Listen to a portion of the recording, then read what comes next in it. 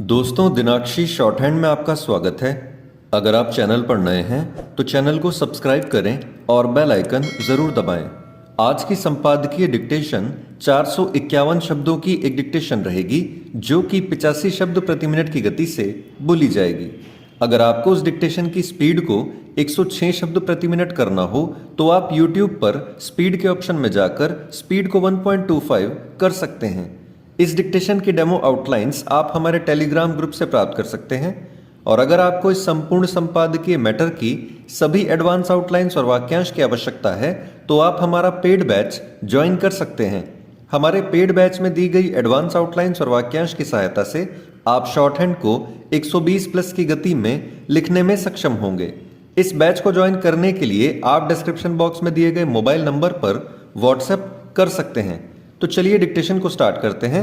Dictation 5 second बाद start होगी। Ready, start.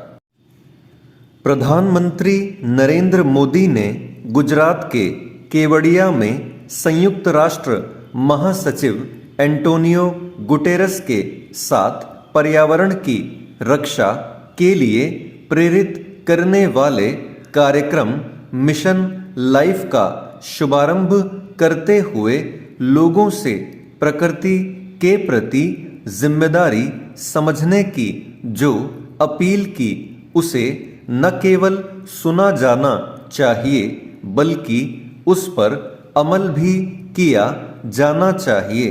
ऐसा करते हुए यह समझा जाना चाहिए कि जलवायु परिवर्तन प्रकृति के अंधाधुंध दोहन का नतीजा है और उससे उपजी चुनौतियों से अब तभी निपटा जा सकता है जब हर कोई पर्यावरण की रक्षा में अपने हिस्से का योगदान देने के लिए आगे आएगा। प्रगति करते समय प्रकृति और पर्यावरण के हितों का ध्यान रखना समय की ऐसी मांग है जो हर साल में पूरी होनी चाहिए। मिशन लाइफ सरीखे आयोजनों की आवश्यकता इसलिए है क्योंकि आम लोग इससे तो परिचित हैं कि जलवायु परिवर्तन से मानव जीवन के समक्ष किस तरह की गंभीर समस्याएं खड़ी हो गई हैं, लेकिन वे इससे अनजान ही अधिक हैं कि इन समस्याओं का सामना कैसे किया जा सकता है। मिशन लाइफ इस प्रश्न का उत्तर देता है।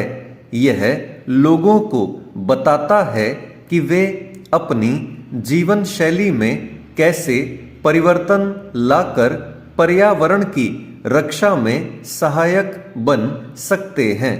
शायद यही कारण रहा कि प्रधानमंत्री ने कहा कि जलवायु परिवर्तन केवल नीतिगत विषय नहीं है बल्कि यह आम जनता से जुड़ा मसला है।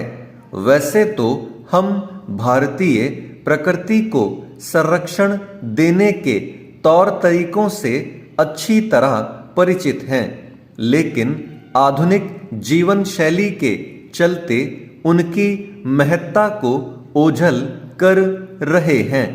यह सही समय है कि मिशन लाइफ जैसे कार्यक्रमों के माध्यम से लोगों को इससे अवगत कराया जाए कि उन्हें अपने दैनिक जीवन में किस तरह के बदलाव लाने की आवश्यकता है। यह संदेश जन जन तक जाना चाहिए कि लोग अपनी दिनचर्या में बदलाव लाकर पर्यावरण की सुरक्षा के लिए बहुत कुछ कर सकते हैं। यह बहुत कुछ इसलिए किया जाना चाहिए क्योंकि सरकारों के स्तर पर जलवायु परिवर्तन को रोकने के लिए जो कुछ किया जा रहा है वह तब तक एक सीमा तक ही प्रभावी रहेगा जब तक उन्हें जनता का सहयोग नहीं मिलेगा। पर्यावरण रक्षा के लिए किए जाने वाले व्यक्तिगत प्रयास बहुत आसानी से सामूहिक प्रयास में परिवर्तित किए जा सकते हैं। यदि ऐसा हो जाए तो वे राष्ट्रीय प्रयास का रूप ले सकते हैं। हम भारत के लोगों को मिशन लाइफ कार्यक्रम के जरिए विश्व समुदाय के समक्ष पर्यावरण रक्षा का एक उदाहरण प्रस्तुत करना चाहिए। इसलिए और भी क्योंकि सरकारों के स्तर पर किए जा रहे अनेक प्रयासों के बाद भी जलवायु परिवर्तन थम नहीं रही। असमय वर्षा, ग्लेशियरों का पिघलना, तूफानों का क्रम बढ़ना और कहीं आवश्यकता से अधिक बरसात तो कहीं अवर्षण आदि जलवायु परिवर्तन के ही दुष्परिणाम हैं। स्टॉप।